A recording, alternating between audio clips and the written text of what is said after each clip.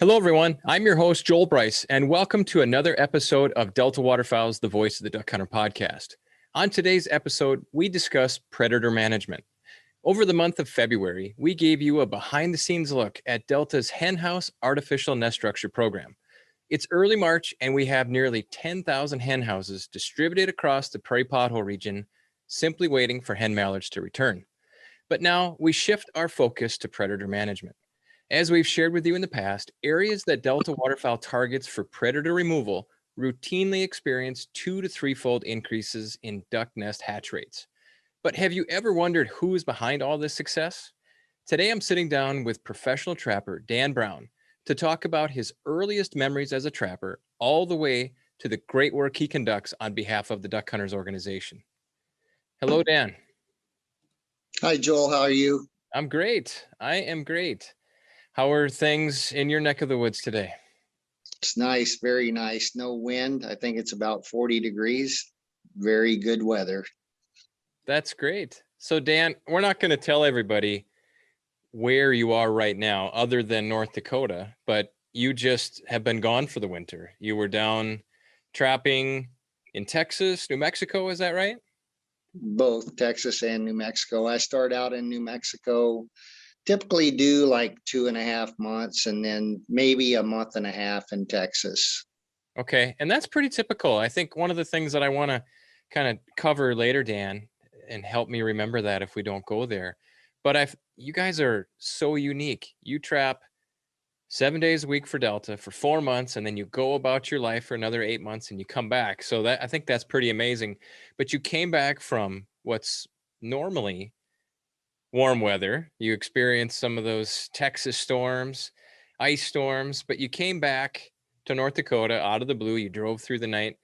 What did you come back to, Dan? What does it look like where you're at there in North Dakota?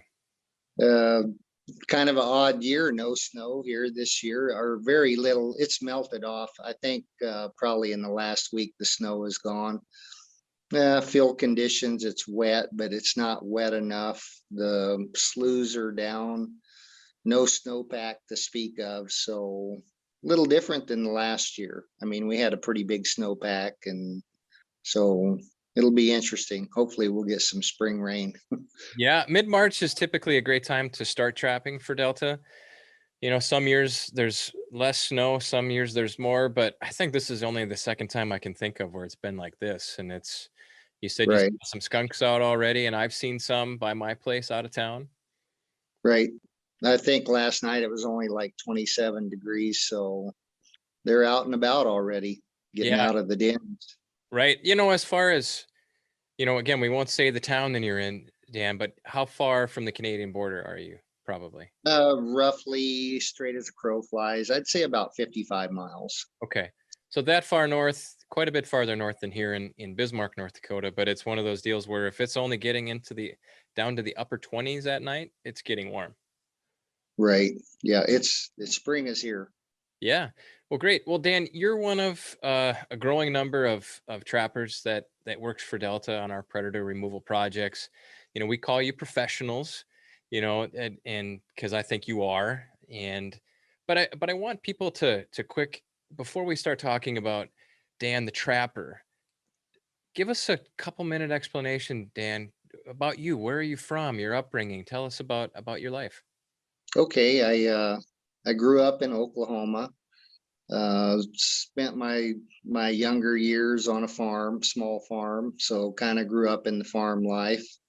17, a buddy and I got a wild hair, decided we was going to join the Air Force, so we did, and made a 26 plus year career out of the Air Force. Was a weapons professional. Basically, that incorporates bombs, ammunition, missiles. So that's what I did. I started out on the B-52 in Loring, Maine, mainly nuclear weapons, and then worked all types of fighters, the bombers, everything. So 26 plus years, got promoted to E9, and I'd do it again in a heartbeat. It was also very good for my trapping career because it gave me exposure to a lot of different areas.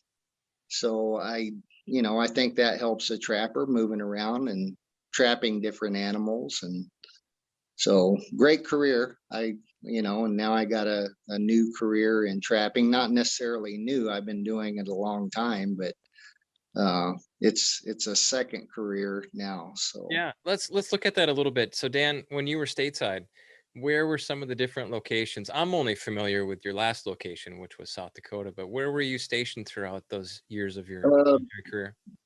my first base was Loring, Maine, which is the northern tip of Maine. And that's, oh gosh, 2 miles from Canada. So that's kind of up there. Lots of snow. And then did time in Washington State, Arizona, Texas, and I think South Dakota actually did twice. So we like South Dakota so much, the wife and I decided to give that a couple of shots. So that pretty much was it for stateside, and then a couple of overseas bases, South Korea, and then a little bit of time in Portugal. Hmm. So um, I think I had 12 moves in 26 years. So roughly a little over 2 years I was moving. And then, my very last assignment was South Dakota, and I was the wing weapons manager. I get a call from headquarters out in DC, the Pentagon, and they say, hey, Chief, I was a Chief Master Sergeant. We got a big job for you in USAFE, Ramstein. It's the headquarters for United States Air Force in Europe. And I said, let me talk to my wife. And that was, that's at the 26-year point. And it's like, no, we're going to retire. We're tired of moving. That's right. That's right. Well, from the conversations that I've had with you, Dan, I think you're from Oklahoma, but I think the prairies kind of grabbed you because, I remember you were quite fond of South Dakota when we first started talking, and here Right. you are as a North Dakota resident doing this trapping here. So it's pretty exciting. So Dan, let's move into let's talk about you as a trapper. I don't know. I grew up in Wisconsin, and I always used to think of Canada as the Great White North, where there's all kinds of, backwoods trapping and all kinds of adventure. So I have to admit, Dan, that people like yourself, I've been fascinated by Yeah. your experience as a trapper. So tell me about, did you grow up trapping? Was it taught to you by your family? Talk about what's your early introduction to trapping? Actually, no. I mean, growing up, there was a fur market, there was a fur boom, and that basically went from the mid 70s to like 1982. But really, how it started, a buddy of mine, we were riding the school bus, and I think we were both about 10. And his name was Oveen Barnett. And Oveen and I were just really good buddies. And we're like, okay, we're going to be trappers. Of course, there's fur prices there and everything. So we go to the hardware store, buy three 330 conibears, and we go set them. And for a week, no luck. So we're standing one day this is a pond dam, and all of a sudden, here goes a beaver, and he takes out from underneath us. He's in a bank den, and Ovina and I just kind of look at each other like, okay, you seen that beaver was swimming on the bottom. He's not swimming on the top. When they come out of the dens, and that's where we had the trap set, was right at the den. So we're like, oh, okay. So you got to set the trap on the bottom if you're going to catch the beaver. So, it was just, and that's trapping really in general. Okay. It's kind of intriguing, and that's how you learn. Okay. You see these animals do something, you're like, well, I thought I knew what they were going to do, but you don't, so it's just, I learn every year. I think I'm getting better every year as a trapper, but that's basically, I got hooked, when I was 10 years old, and it became a passion, and then I've did it ever since then. One time in Korea, you can't trap in Korea, so I had a year lapse there, but I've always made it a point when I was in the military, if I come back home, I would trap or whatever. So that's basically how I got started as a trapper, Yeah. kind of.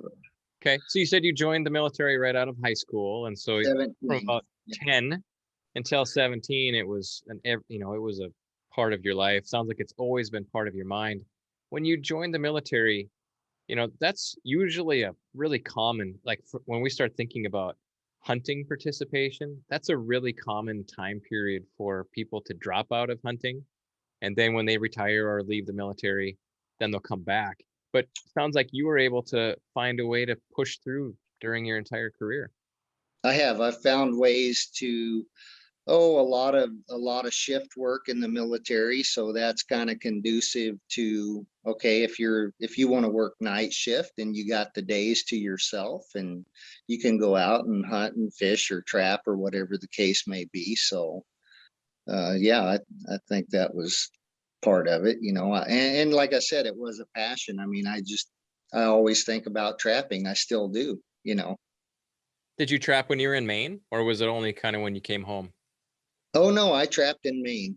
I trapped in Maine. So I've never, like I said, I've never really skipped a beat other than a couple of times I went to Korea on remote tours. And like I said, trapping is illegal in Korea. So um, I think, not that they don't need it because they got problems too, but I didn't have that opportunity unless I came back home on leave. Yeah, I would say that you probably had a lot of those moments, Dan, where you realized, you grew up in Oklahoma, you grew up in the United States, and traveling around, you probably gave you a strong sense of appreciation for some of the freedoms. And there was one, something you loved to do so much, trapping, and you couldn't do it there. So you're Right. probably excited to come back home and be able to pick that up again. Dan, you retired in what year did you retire from the military? 2006. Gotcha. So the fur boom was gone all the way, it was already gone. You had told everybody the 70s to early 80s. And that Yep. was, if we look at graphs of trapping licenses sold or furs sold to market, I mean, the numbers were really high. And I've heard some of those stories about how the economics of trapping drove people to trap, and there was intense competition. Did you experience some of that as well, Dan, during those time periods? Oh yeah, a very intense competition.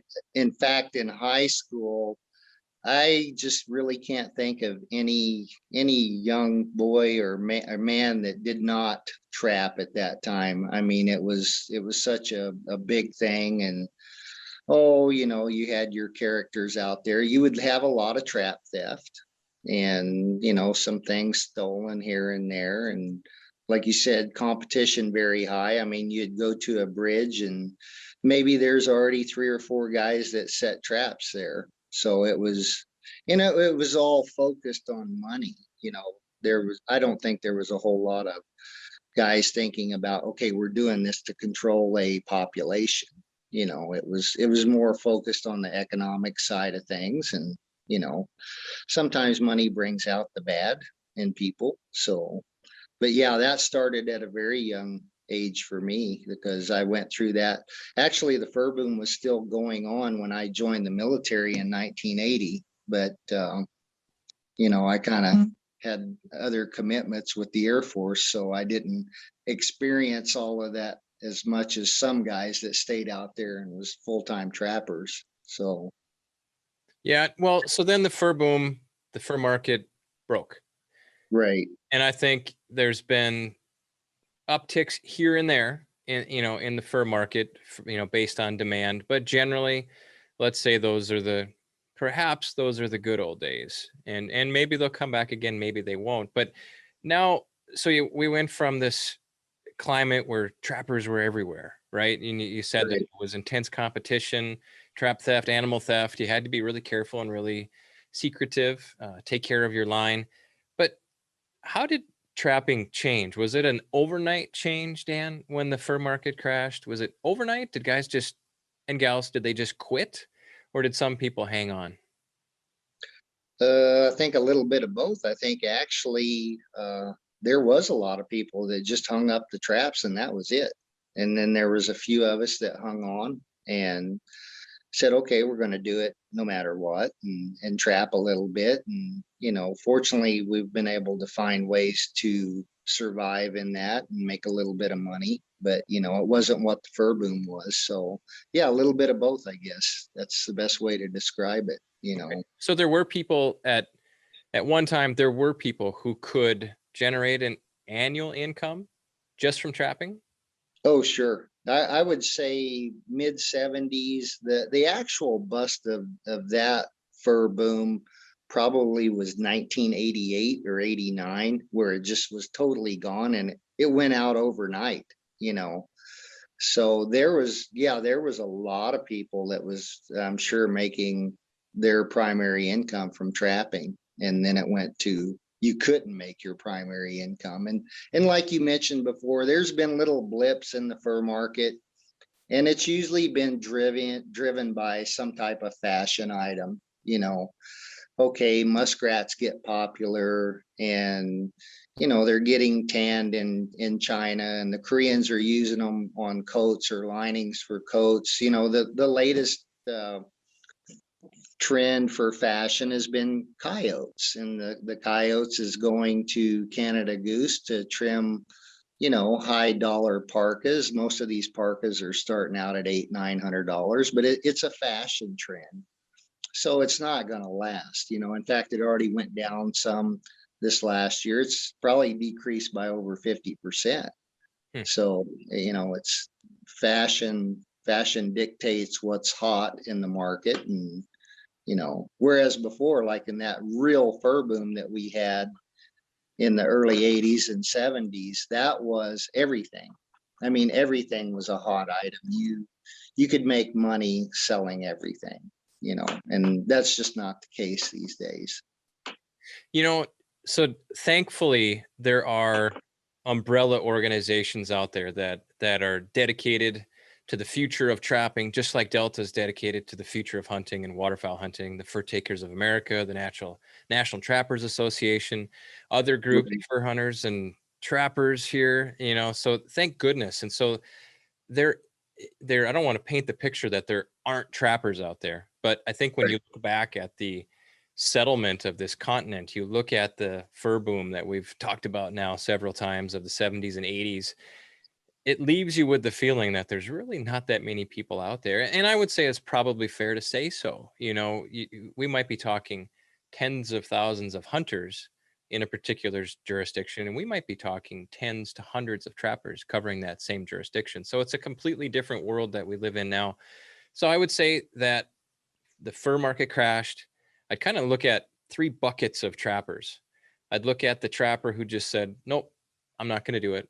And then you look at the recreational or hobby trapper, right? Say, I would liken that to going duck hunting, and you get a few birds when you come home. Trapping, you go out, you get a few animals, you get some pelts that you can sell at market. But at the end of the day, you're probably happy if you paid for your gas money that you spent to collect those furs.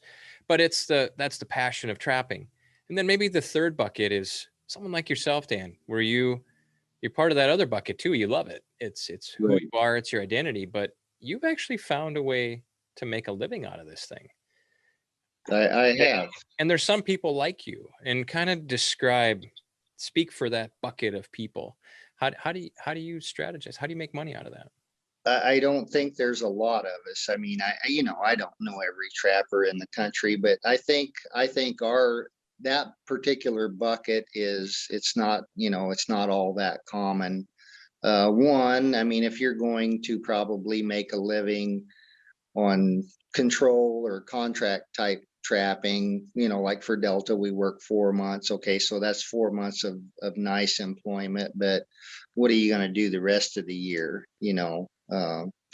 So you probably have to travel some. And as you mentioned before, I go to New Mexico and Texas, so a little bit different lifestyle. I mean, basically at one point I had like 3 homes scattered across the country. So that's the way. And then there's other guys that if you're in a larger metropolitan area where, you have the population to support some type of animal damage control business, okay, you can probably make a go of it. There's guys making decent livings doing that.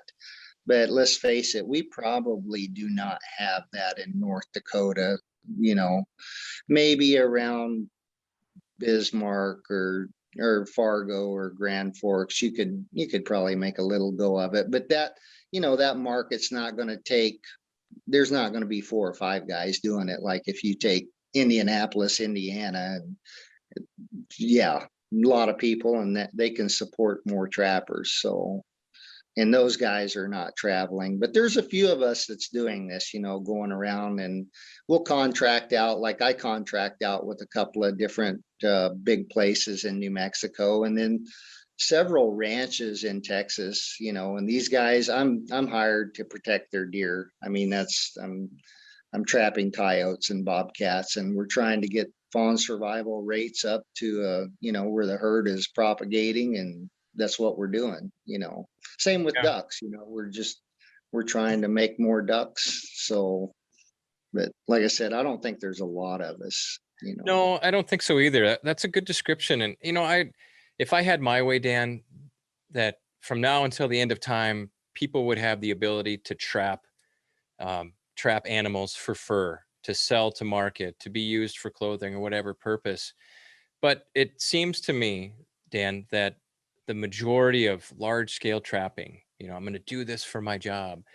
There's really for another purpose. It's to protect something, right? It could be somewhere, protecting an endangered tern colony. It could be a deer population. It could be waterfowl in the case of Delta. I do know also, just in this job, you get to talk with a lot of different trappers, and there are others who head down to Arkansas or Mississippi and work for large landowners to maybe boost the turkey population or quail. That's a real popular one too. So it does seem Right. to me that is kind of how people do things. And one of the things, Dan, speak to this really quick. So you grew up in Oklahoma. We talked about the different places you trapped, and then you go into the arid South to trap. A trap is a trap is a trap, right? But using it, how the do techniques, are they portable? Can they go to different areas, vastly different? Yeah, well, there's so many different types of equipment that's available to trappers these days. I mean, you got anything from snares to conibears to foothold traps, cage traps, dog proof type traps. And I think every one of them are are good. I mean, you just have to pick the specific species and maybe the time of year and the location. If you're going to be trapping around a farm that has cats and dogs and whatnot, well, probably not foot trap or conibear is your best choice. So I think and I've evolved over the years. I mean, when I was younger, primarily it was conibears and footholds. DPs wasn't even thought of then. There was snares, but snares has really came along. So the technological side of trapping has kind of kept up with society, and we've improved on a lot of different pieces of equipment that we use. So I think a guy, to be versatile, has to be able to learn how to use all of those. I mean, I don't have any particular preference. If I'm out chasing a mountain lion, I may be wanting to use a foot trap, or it may be a snare. It depends on the situation, you know.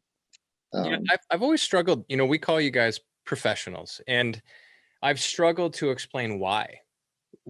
What earned Dan the designation as a professional from Delta Waterfowl. I mean, we're just another person with opinion, but this conversation, it really fleshes out to me why you're a rarity, why you're a professional. If you go back to that first trapping story that you told, where you were trying to target a beaver and you watched it do something that you didn't think it did. Think of all of the experiences that you've had, that span, North America, with different traps, different seasons, different locations, like I said, different time of the year, hot, cold. And so to have someone we're lucky to have you, Dan, and so are the other folks that you contract with. But we're lucky to have you because you have such a skill set, this big toolbox, the proverbial toolbox, Right. and you can go anywhere. And you can, of course, Mother Nature will humble us every single day of our life, but Right. that's just another skill. When that frustrating moment teaches you a new skill. And so again, we're lucky to have you. It's taken a lifetime for you to become who you are as a trapper and apply that. So yeah, you are a true professional. Let's bring it more to this kind of Delta focus here. And so how did you come to find Delta? Because if I remember right, you reached out to me. I did. I was retiring from the Air Force, and that's what I wanted. I wanted to get into something, trapping related, and I wanted to supplement my retirement income through trapping. It wasn't going to be probably through fur trapping because of the market. So I did. I remember, and I mean, I think I was probably very persistent. Yeah. So Yeah. and that's, I actually reached out to wildlife services as well, but they was looking for a different type of trapper, I believe. So Delta really fit what I was doing, what I wanted to do very well. And I liked I read Delta's mission and what they were all about, and I was like, okay, this sounds like this is the organization for me to get involved with. So I guess the rest is history.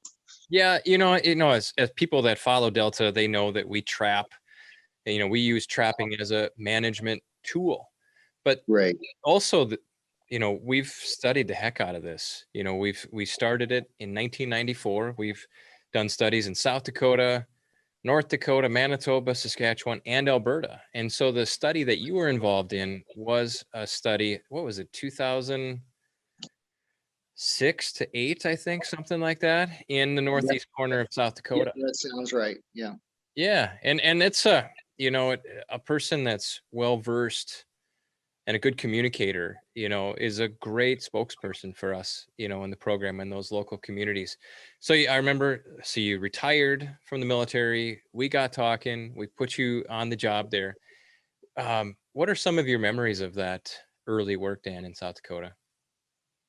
Oh, kind of an eye opener. I mean, I would like to think one that I've got a lot better since then. I mean, you really think about, okay, I've trapped all over the U.S., but when it's a little different. Not a little, it's a lot different when you're fur trapping versus going to protect some particular type of species. And that's a big learning curve for most guys. I really believe that. Looking back on South Dakota, oh, I think I could have did things a lot better and a lot differently. But you don't know until you get your feet on the ground and start trapping. And of course that I had a township block, and that doesn't seem like a lot of ground to a fur trapper. Okay, 36 sections, that's not that much ground. Well, it is though, really, when you're looking at a control project, trying to help ducks. So, and the same, it's the very same situation when I go to Texas or New Mexico. Okay, one place I'm on is a 500,000 acres. Jeez. There's no way I focus on that whole 500,000 acres. There's no way you can. Now, if I was fur trapping that, I would probably be able to touch most pieces of that, but I'm just, I'm cherry picking. I'm skimming the top off, and I'll be back next year to get more of you guys. But I focus on, okay, the deer herd is here. So the mountain lions is followed the deer herd here, and we're gonna concentrate on catching mountain lions or coyotes or bobcats in this particular area. The same is true for Delta. You have 3,200 acres that you're responsible for, and you're going to hit them hard right at the beginning, and then you're going to establish a perimeter and keep looking every day and checking things out, watching for sign. It's the same on that 500,000 acres. It's just a smaller scale. Yeah, So you made a good point there, and that's something. So I guess I started working with this program in 2001. So this will be my 22nd season being around, the program, hiring and working with trappers. I don't do the hiring anymore. That's we have you have Matt and Mike that you work with now on a daily or weekly basis at certain times of the year, but that's probably the biggest. Most people, all they've trapped is first season. And so Right. the colder months, and so you're using different lures, different motivations of animals, and to turn that mentality into the nesting season, it's tough for a lot of people. And I would summarize some of the biggest challenges, kind of the one thing you said there. A fur trapper sets a trap, they catch an animal, it's an instant victory because you have fur, it's yours, and you Yep. can sell it. But in the conservation aspect of trapping is a mechanism to raise ducks. And so you have to really think about it. And I think I shared this with you earlier. In the past, I've kind of looked at it and say, Dan, you got hired to protect a flock of sheep from coyotes or wolves. So your mechanism to protect the sheep is to target the coyotes or wolves, right? And so if all the Right. sheep die before you caught the wolves and the coyotes, you didn't do your job. And so you have to really Right. think about it. So you might put a trap in a location that a fur trapper would never put it, but that particular location might keep an animal from getting into a nesting area. And so you really have to think about it. And the other one is different types of bait. Dan, can you speak to that? Sure. How you've seen that? This time of year, speaking strictly for Northeast North Dakota, okay, animals are coming out of their den, and it's actually a great time to target skunks and raccoons. They're hungry, but as things warm up and the frost starts going out, well, guess what? Everything else starts moving around. So these animals, their appetites change, their food sources change, and you have to go with that, or you're going to miss a lot of animals. So pretty much, this time of year, I think you can throw anything at a skunk or raccoon and you're going to have success. But that's not the case come late May, when the frogs are out and there's just literally thousands and thousands of food sources available to these animals. So you need to have some type of good lure, some attractant that's going to maybe intrigue this animal and catch them. So yeah, you have to be. Curiosity or territoriality. You're looking at different triggers other than a stomach, because that stomach is already full at Right. that point. One of the guys that you work with that works for Delta, I'm amazed at the amount of knowledge that you guys have over natural systems and little cues and triggers that you pick up on.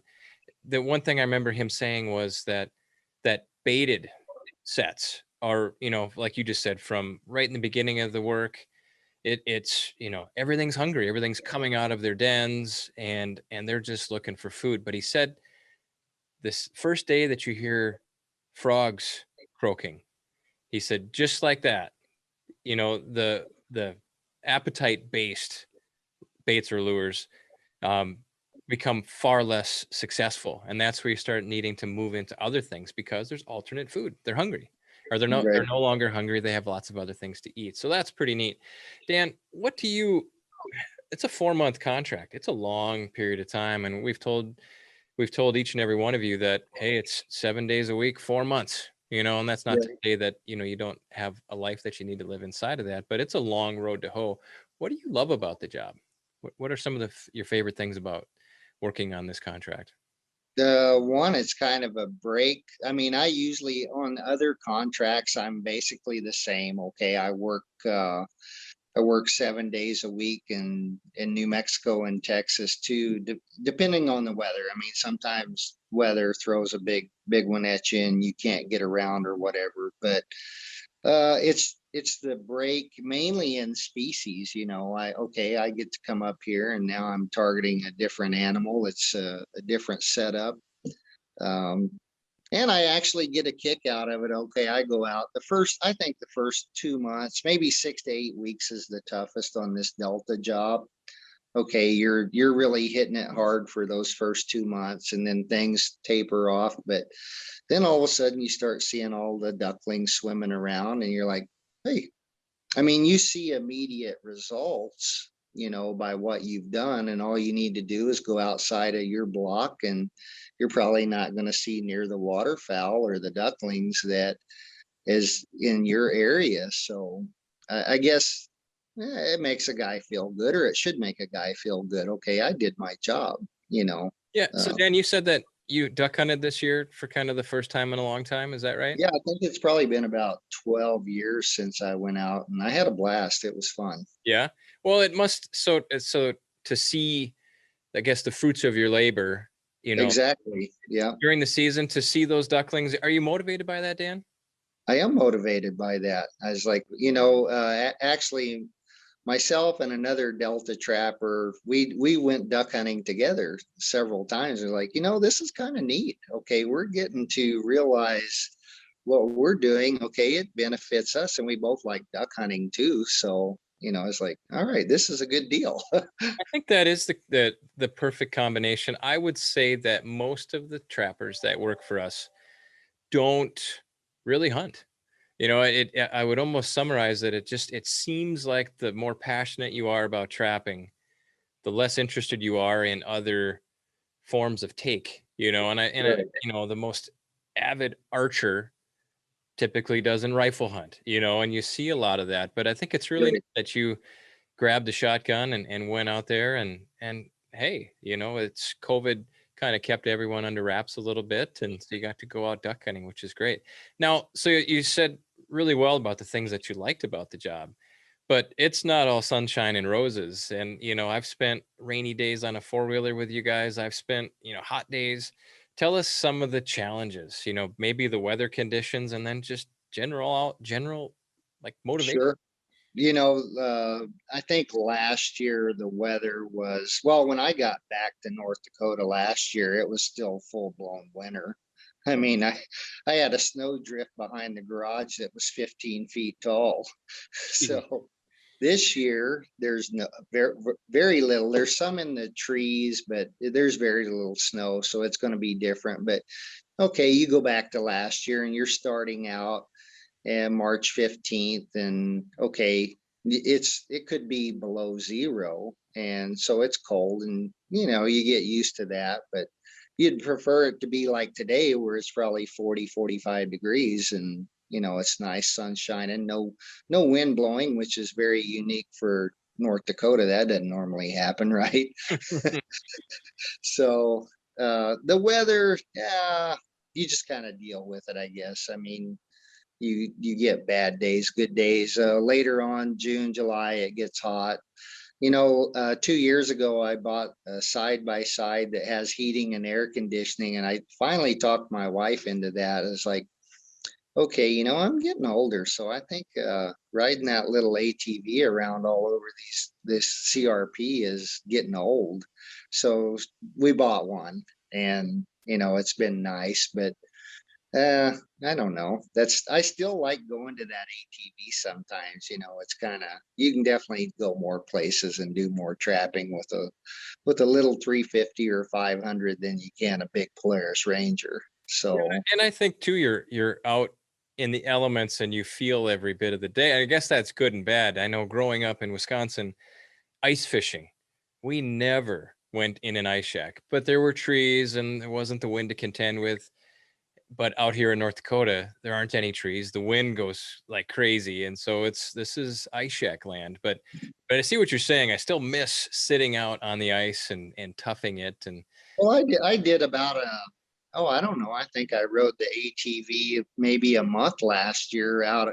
I was kind of forced to because the Ranger wasn't cooperating. It was wanting to spend more time in the shop than it was out in the grass. So I was kind of forced to use that as a backup, which it was okay. I was like, well, I kind of miss you, so uh, it was kind of, other than the ticks. I mean, okay, when you're out there riding that little ATV around and the grass is waist high, and you're definitely going to get more ticks riding that thing around. So how many ticks have you picked off in a day, do you think?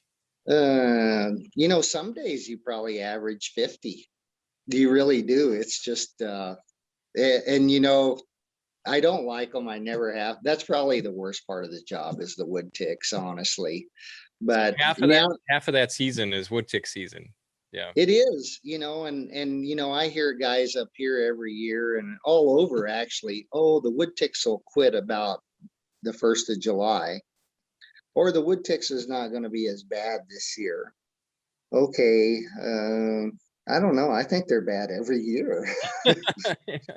One is too many. And then mosquitoes, Mosquitoes, wetlands. There's a lot of water. What are your yep, experiences of mosquitoes? a lot of mosquitoes. Of course, sometimes you get bit up pretty good, but I usually spray, and there's some pretty good insect repellents out there that'll protect you somewhat. Sand flies are real bad around the sloughs too. So if you're riding on an open machine, close your mouth. Really? Yeah. Yeah, I think But that's something, Dan, that even as close as I am to working with you guys, I think I take it for granted what you guys go through, both your skill set and the conditions that you tough out. And so I would imagine that our listeners and supporters of this have a newfound appreciation for you. yeah, I think that's why Mike Buxton kind of times that so he can come up here when the ticks aren't so bad. He's a smart guy. Yeah. Yeah. We all are. And sometimes, we'll bring people out for a tour to go see it. And yeah, I think they do go back, speaking very highly of you and the conditions that you guys work in. So we appreciate it. Hey, Dan, one of the things that is important to Delta. So, we have biological reasons for choosing a particular area for you guys to trap. We're looking for Right. high breeding densities of ducks, but Right. we have different things that we look for that lead us to determine that is an area that ducks don't do well on their own. Usually there's not much grassland nesting cover, abundant predator populations, and so the ducks don't do very well. So you come in, and what I say is you basically restore the predator prey balance. You level the playing field. But it's one of the other layers that's really important to us is that we don't want to go into an area and compete with another trapper. We're all Right. the future of trapping. And so, Dan, again, I'm not going to say where you are right now in North Dakota, but you said you have an 11-person community that you're living in. Are Right. there other trappers other than the other gentleman that works for Delta? Are there other trappers in that area?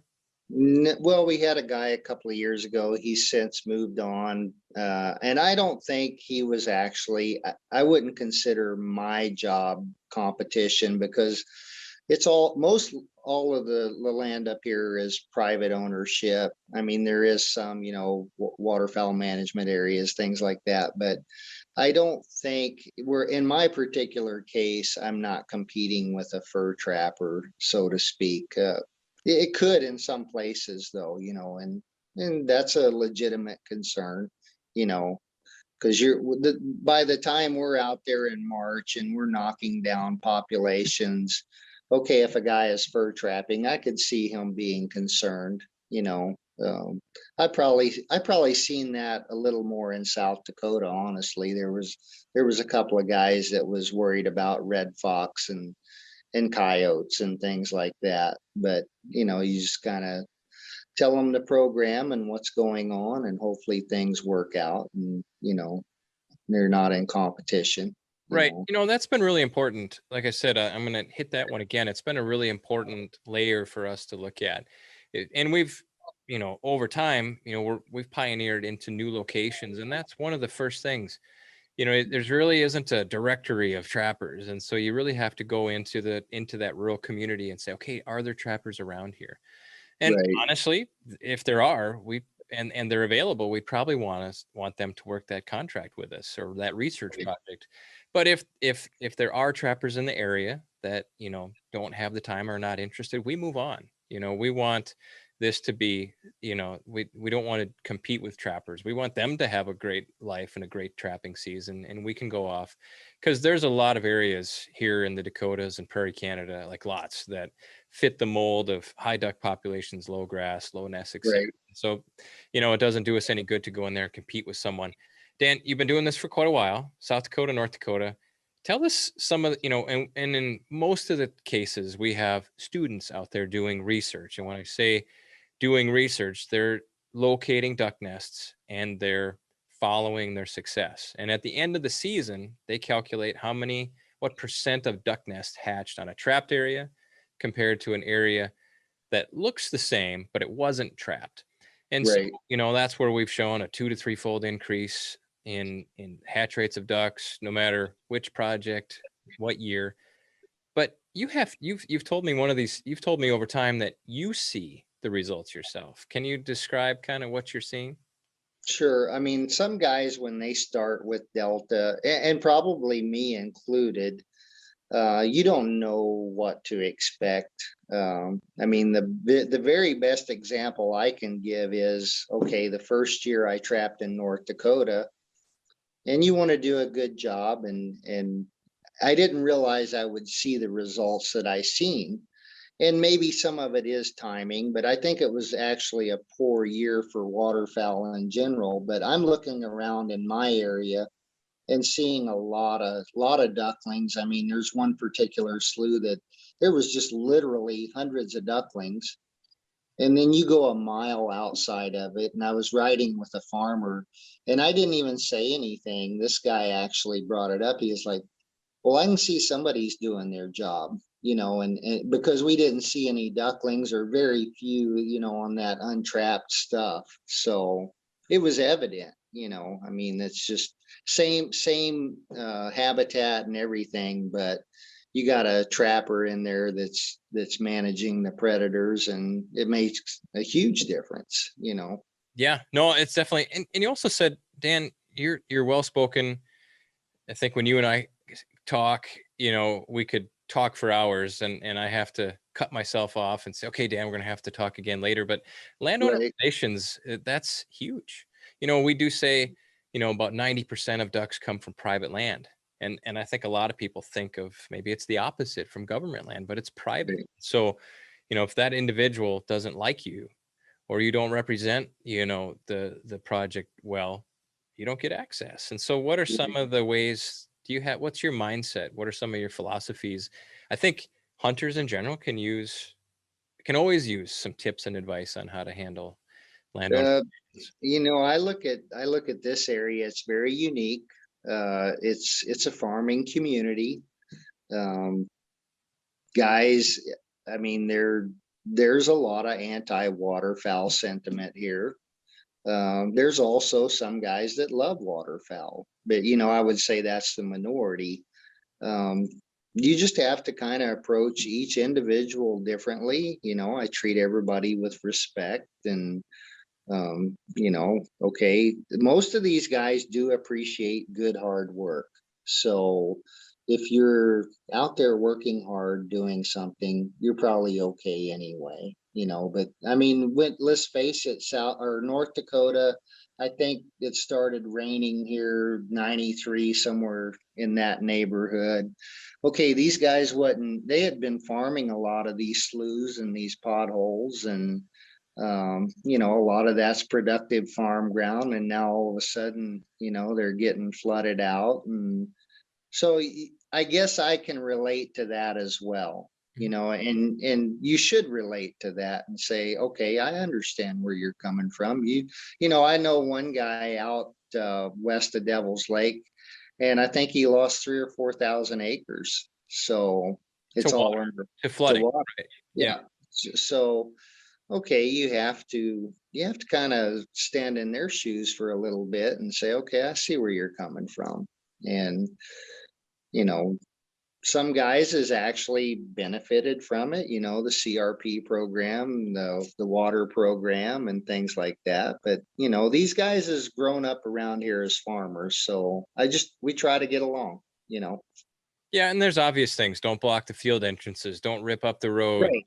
If you Yeah, no, see that they need a no hand, ruts. yeah, if they have a cow out or they need a hand, help them, right? Yep. And I Yep. do think, when we go to talk to a landowner, of course, we want access so we can use the tool of trapping to raise ducks.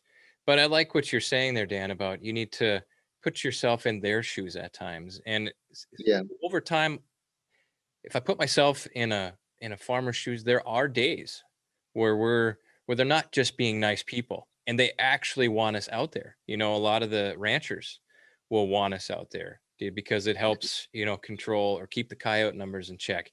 Or you'll have people with skunks on their porch eating the cat food, or you'll have raccoons in the silage pile, and so there are days, lots of days, where we're swimming in the same direction and providing that community service, and I those do a are fair really amount of mostly that. rewarding. Yeah. I mean, I get, I would say on average about 10 calls during that 4 month period, which is not a lot. I wouldn't say that's a lot, but some people have, it's usually skunks. So I go to the farm and set a cage trap if they have a cat or a dog, and then deal with that. And so, you provide that service too, and that kind of, that helps relationships too, I'm sure. And then I have guys that, they like deer hunting. Most guys up here do like deer hunting. So, doing a little bit of coyote control work, they appreciate that because, the coyotes are probably not so great on the fawns. And so, yeah, you just try to fit in and do things like that. Yeah, and I think it just occurred to me when we were creating the buckets of who trappers are today, there was a bucket that I think we left out, and that's government trappers. Both Right. North and South Dakota have government trappers. They have a territory, and it's so big for them to cover that they can't cover it. And so, Right. guys like yourself really fit into that as well, when it comes to, problem wildlife or negative relationships between producers and wildlife. You help ease that strain a little bit, and thank you for doing that. You're welcome. And I think everybody else should tell you you're welcome too. Dan, I think this was a great conversation. I think we can kind of wind it down. We could talk about, individual stories, and we could laugh and get frustrated about, broken equipment. But I think this gave everyone a good introduction to trapping. This Hopefully. year, trapping kicks off the third full week of March, goes into middle of July. So basically, your trapping starts before the ducks come back. So you can get your traps out there. You can start to, put some of those, you can start to control some of those local animals, which are maybe more concentrated in denning areas. And then that basically gets you working through the primary nesting season into early brood rearing. And then it's done for a year. And then we always want you back the next year. Come back and do it again. That's right. Yep. Rinse and repeat. And so, Dan, I guess COVID willing, I'm going to get up there and ride around with you. And so I guess for you, it's what? Get your equipment ready right now? Is that what you're doing? I'm building some snares. My conibear boxes are all done. I don't have a whole lot of. Usually, when I leave North Dakota, I get things ready because I know I'm coming back in the spring. So it's basically load up and start trapping. And that's the good thing about. It's kind of repetitive here because I've been trapping this block for quite a while, and I know most of the spots. I know exactly where I'm going to set traps. So it works like clockwork. It's very easy. So Yeah, I think no matter what type of hunting you're doing or fishing, the longer that you've worked an area, hunted an area, in the long run, the better you're going to be at it. You have those little tips and tricks of, little hot spots and funnels. And so that's great. Dan, if anyone wants to reach out to you, this podcast has a dedicated email address. It's podcast@deltawaterfowl.org. And so if you guys or gals have questions for Dan, shoot them my way and I'll pass them on to him. So Dan, I appreciate it. I appreciate you giving us this time and sharing us, your exciting life. I think you should probably write a book to cover it all. But yeah, we'll be chasing you down here once the contract starts, just to stay in touch with how things are going. And again, thanks a lot. Thank you for your military service, and thanks for trapping for us. Thank you, Joel. All right. Take care, Dan. We'll catch you later. Yep.